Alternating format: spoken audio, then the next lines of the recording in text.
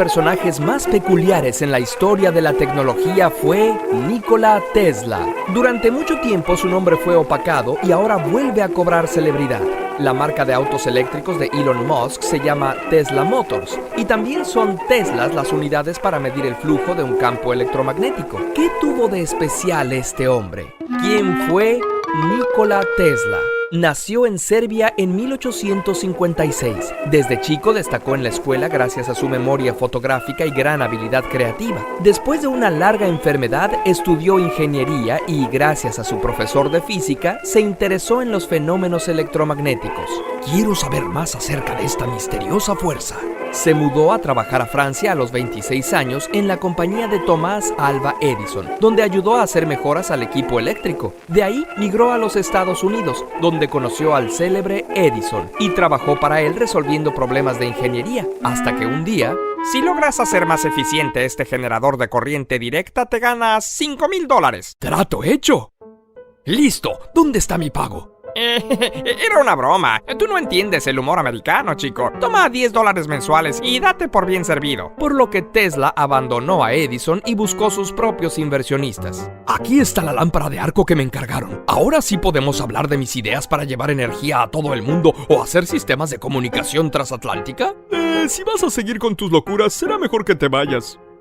Pero déjanos la lamparita, que con esa nos vamos a hacer ricos. Nikola pasó muchas penurias. Incluso se dedicó a cavar zanjas para poder comer. Después de un tiempo, otros inversionistas se interesaron en su trabajo y juntos formaron Tesla Electric Company, donde inventó el motor de inducción que aprovechaba la recientemente inventada corriente alterna. En esa época se estaba dando la famosa guerra de las corrientes, en donde compitieron dos sistemas de transmisión de corriente eléctrica. Por un lado estaba la corriente directa, apoyada por la compañía de Edison, y por el otro, la corriente alterna, apoyada por la compañía Westinghouse y por Tesla, quien contribuyó grandemente a su mejora y desarrollo. El sistema que usamos actualmente para llevar energía a las casas y fábricas es de corriente alterna, mientras que la directa es usada en baterías y celdas solares. La fama y los inventos de Tesla fueron creciendo en espectacularidad. Inventó la famosa bobina de Tesla, instaló un laboratorio en Colorado y fue capaz de crear rayos como los que se dan en las tormentas. Medían más de 40 metros de largo y sus truenos se oían en un pueblo que estaba a más de 24 kilómetros de distancia. La gente sacaba chispas al caminar, sus focos de luz se prendían solos y hasta se reportaron mariposas electrocutadas. ¡Auch!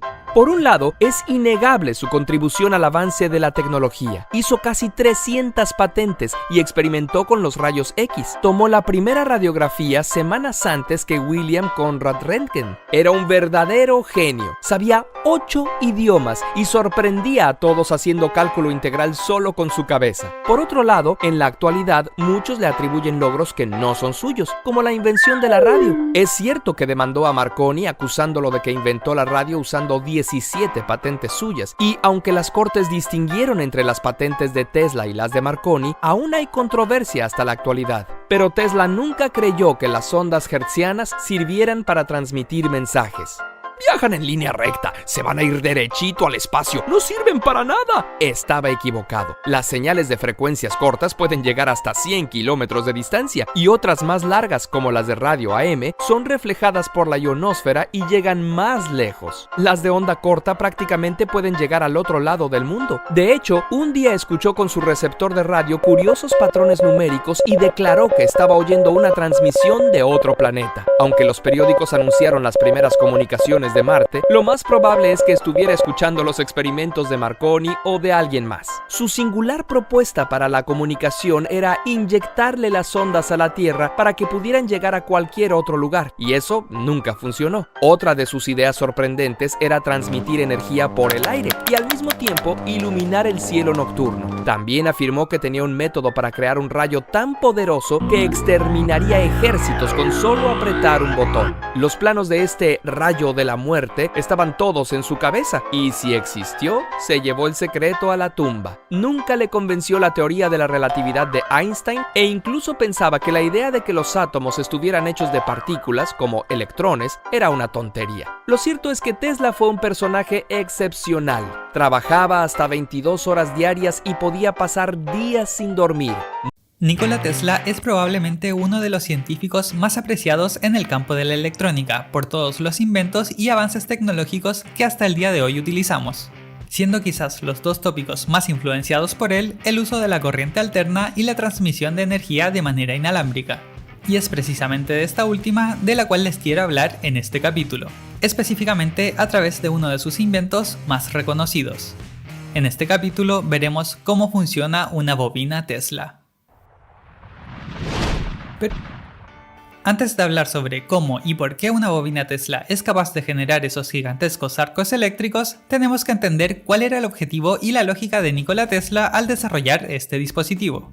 En el capítulo anterior hablamos sobre cómo funciona un inductor o bobina y les expliqué cómo una corriente eléctrica que fluye a través de una bobina puede generar un campo magnético, y también cómo la variación de un campo magnético puede inducir una corriente en otra bobina.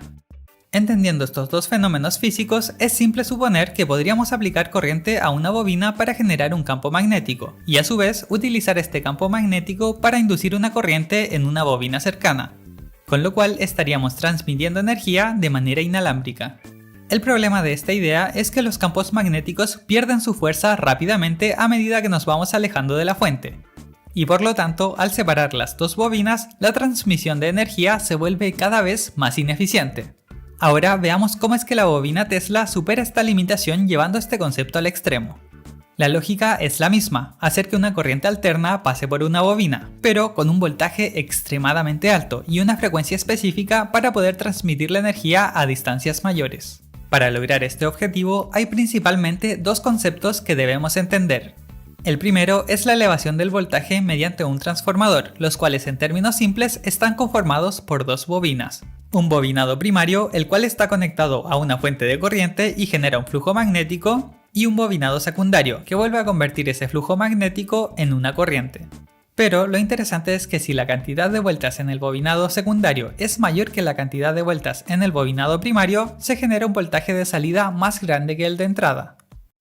Una forma simple de visualizar este comportamiento podría ser imaginar que tenemos unas cuantas pilas en serie. Cada vez que agregamos una nueva pila, el voltaje se va sumando. Ahora, si hacemos una analogía con cada espira de la bobina secundaria, nos vamos a dar cuenta de que cada una de ellas actúa como una fuente de voltaje, igual que las pilas.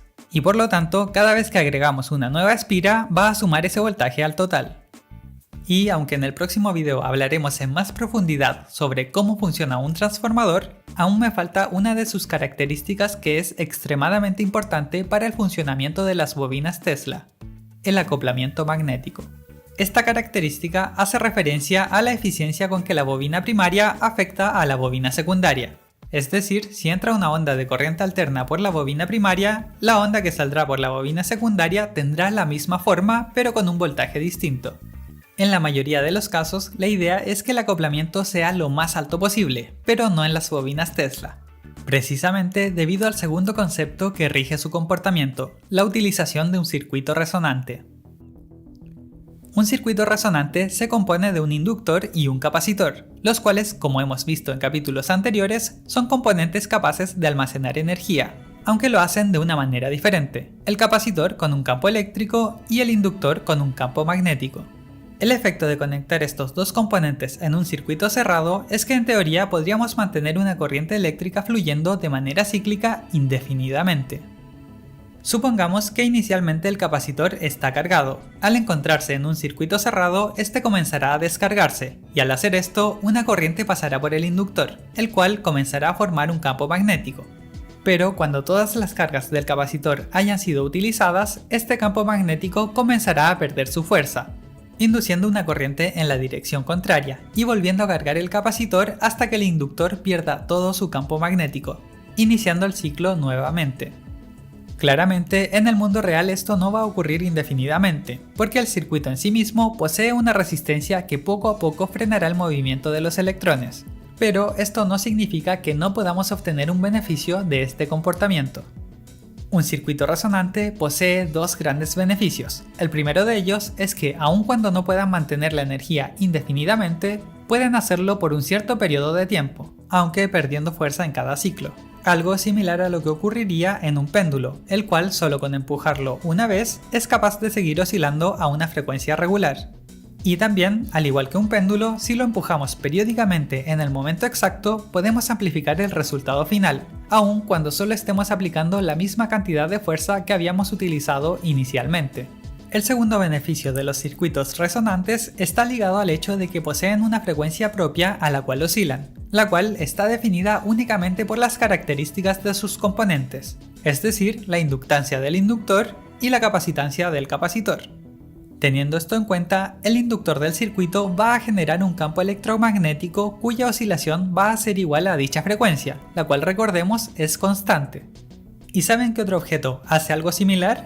Un diapasón, el cual al ser golpeado genera una frecuencia específica, y lo menciono porque seguramente han escuchado del siguiente experimento, en el cual al poner dos diapasones con la misma frecuencia de vibración y golpear solo uno de ellos, eventualmente el segundo diapasón comenzará a vibrar, debido a que los cambios de presión que viajan a través del aire desde el primer diapasón moverán al segundo diapasón justo en el momento exacto para que su movimiento sea amplificado, exactamente como en el caso del péndulo. Así que gracias a este comportamiento, si posicionamos dos circuitos resonantes, pero solo el primero se encuentra activo, eventualmente las ondas electromagnéticas generadas por su inductor comenzarán a inducir y amplificar una corriente en el inductor del segundo circuito resonante, permitiendo la transmisión de energía de manera inalámbrica a distancias mucho mayores. Habiendo quitado todo esto del camino, ahora sí estamos en condiciones de volver a nuestra bobina Tesla para ver cómo funciona. Actualmente existen varias formas de obtener los mismos o mejores resultados, pero nos vamos a centrar en uno de los modelos originales por su simplicidad.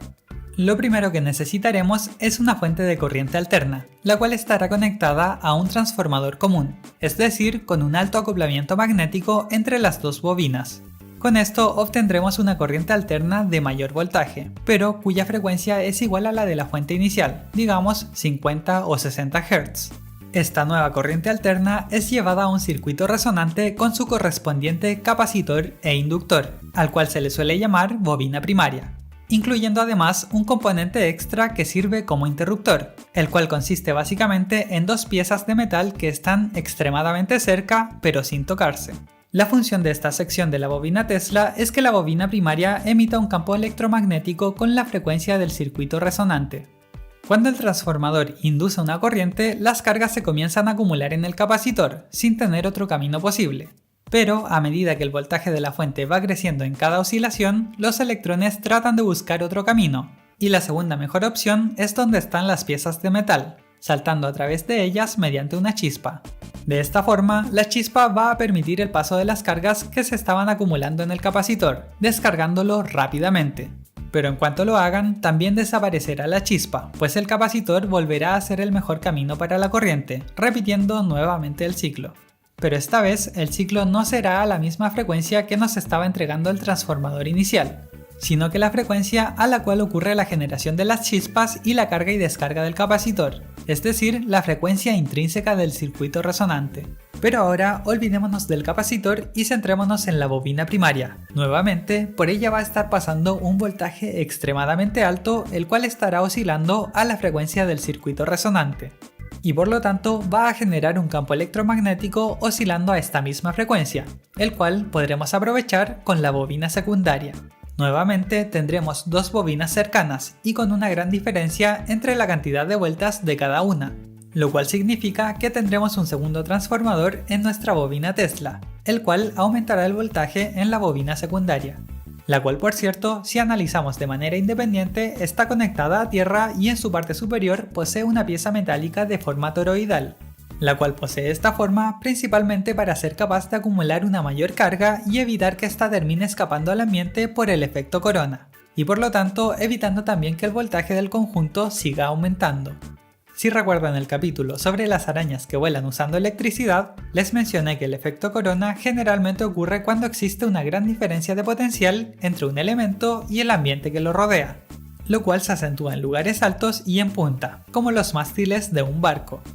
Bueno, la parte superior de una bobina Tesla es todo lo contrario, o al menos hace el intento, porque al evitar que las cargas se desplacen al ambiente, estas se comienzan a acumular.